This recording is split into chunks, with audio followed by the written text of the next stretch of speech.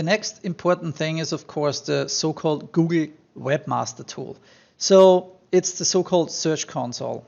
And when you're getting started, you log in and then you will see properties if you already have some properties, but like in your case, it might be the first property. So you want to add a new property, right? And therefore you're being asked, so what do you want to actually add? Is it a website or is it an application? So in our case, we know already it's our new website, namely, I almost started speaking German. So it's called papas.marketing, right? That's what we already know. So that means you make sure that you just type in the URL, the HTTPS, and then Papa's Marketing, and you click add. And now I also show you live how I add this specific property.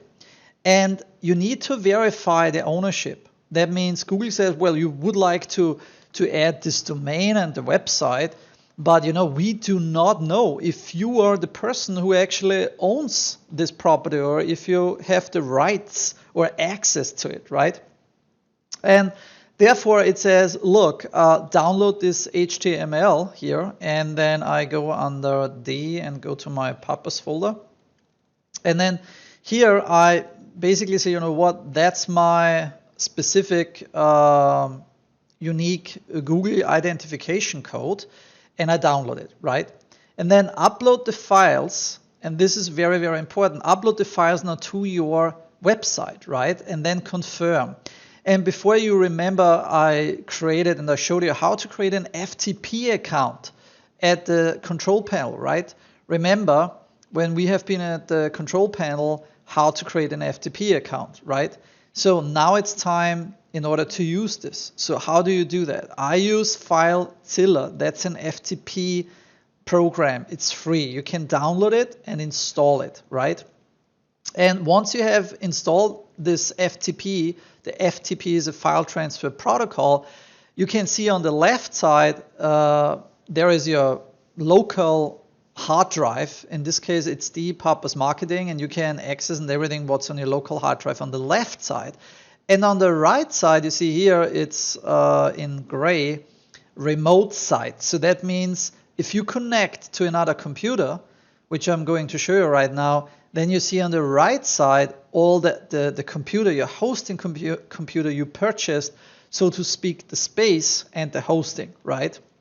So this is where your website then is running. So this is your local machine, local site on the left, and on the right side, the remote one. So when you click here under the connections, you can you have the site manager, and then you can create a new one, right? So if you click new, you would see here, this is my new connection, if you so to speak. And then you just basically select a few things here in order to set this up. And I want to show you how that rolls. So basically, you have to enter hostname. It's forcing me already, because when you create a new one, you have to enter all that specific data. But I pre-populated this for you already. Here is Papas Marketing. That's basically the name of my new FTP connection, right? And then you see here under the General tab, you need to make sure that you select number one, FTP. It's a file transfer protocol, right? Then the host name, usually you get this information when you create an FTP.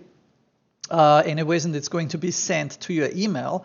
And when you log into your control panel, you also see all that data. But usually it's an FTP dot and then your domain. So whatever you have been picking, you see here ftp.papas.marketing. That's our domain name. And usually port 21 is used, but you can even leave this open here. And in the logon type, you choose it's an account, because you picked a username, and then you remember the heavy password we wanted to have.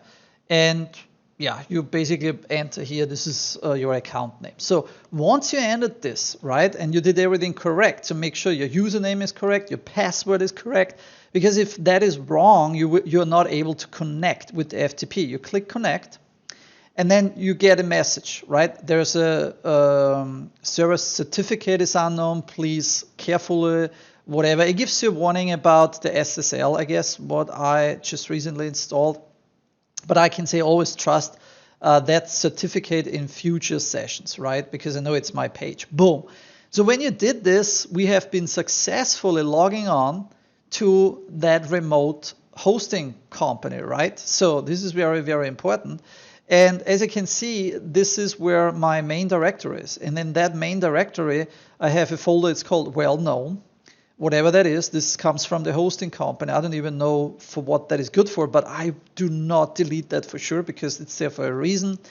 The CGI bin, I also leave this there for a reason because that's usually if you're coding something for Perl, PHP sessions or whatever, usually coding guys put their data into it. Now here comes an interesting part because all those WP folders, what you see is the WordPress installation folders, right?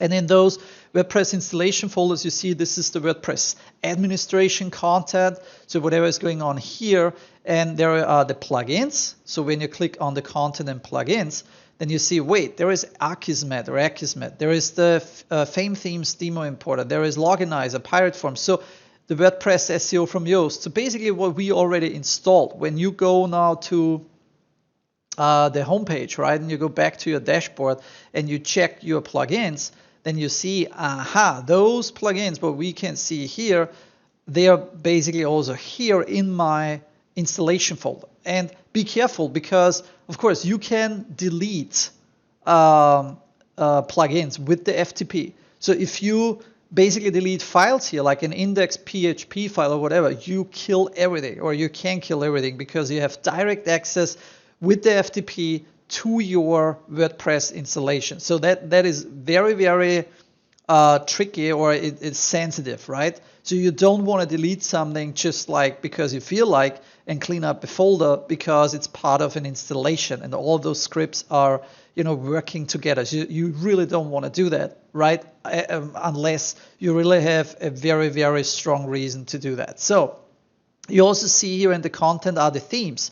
That means there is WordPress 2015, 2017, and 2016. So when you go under appearance and click on the themes, exactly 1, 2, 3, 4 themes, those are the themes that have been installed. And yes, you could also in theory download a theme from somewhere and then select that theme and upload it into your themes folder by hand with the FTP. So that's the whole idea about an FTP, that you have a direct connection to your machine where your website is hosted, okay? But be very careful because you can really, really kill a lot. And in here you see also like, configuration samples with your database, how you configure WordPress. But, this is then more advanced stuff, and I'm not getting into coding with you, and I'm not showing you how to do anything of that, where you can see also the database connections and so on. It's not mandatory, not necessary, not needed. And most of the time, if you don't know coding very well, you have the tendency to mess up things anyways crazy, right? So anyways, this is basically the base installation. It's up and running. But going back now to Google, and that is super important, right? To the Search Console, we just downloaded that HTML file. And Google says, hey, upload this thing now to your main page, to your main website. And how to do that? First of all, you need to know that wherever you installed now all those different WordPress folders, so we installed WordPress in here, this is our root folder. So that means we have to upload straight into that specific folder that specific file we just downloaded, right? So when I open my folder here, then I should see somewhere here, let's check it again, where I have been downloading it. So into Papas Marketing, I see the Google file, right? So I basically go and search in Papas Marketing, here it is, and there is the Google file. So they said, please use this to verify, upload it on your web page. We do this, so you select it, right mouse click and upload it, and now there it is. And I don't even touch it. The transfer finished, it was successfully uploaded. So now, once this is done, step 2 is done, what I'm going to do now is, now I have to click that specific, link, because they already pre-populated for me, and have to click it to verify. So I click on it, I see, first of all, this is exactly what we uploaded. There is the verification code included, right? So I know now for sure when I click this, look, it's papas.marketing. Oh, sorry, you don't see actually because it's cut out from the screenshot. But if I show it to you in my notepad here, then you see this is the actual domain. Okay, so papas.marketing, and then the HTML, this is uploaded. So when this is done, I go back and I just click number 4, verify below. And I can only do this when I also clicked and checked the reCAPTCHA file. So I click on verify, and now congratulations, you have successfully verified your ownership of papas.marketing. So that means the Google Search Console knows now, dude, wait a minute, but that guy is the owner, and now I give you access to the setup of the dashboard from, so to speak, the Google Search Console. And you see also then here, I'm not going too crazy now into the options of the Search Console. There is one thing I can tell you already. Google is working on a new Search Console, which I was already diving into. It's really, really cool.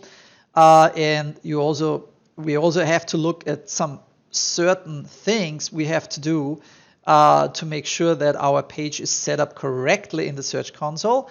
And how we do this, I'm going to show you in the next video. But this was mainly to understand how can I connect now basically my website to the Search Console, and how do you use successful also the FTP, right? And then once this is done, I show you step by step what we do within the Search Console. And this is in my next video.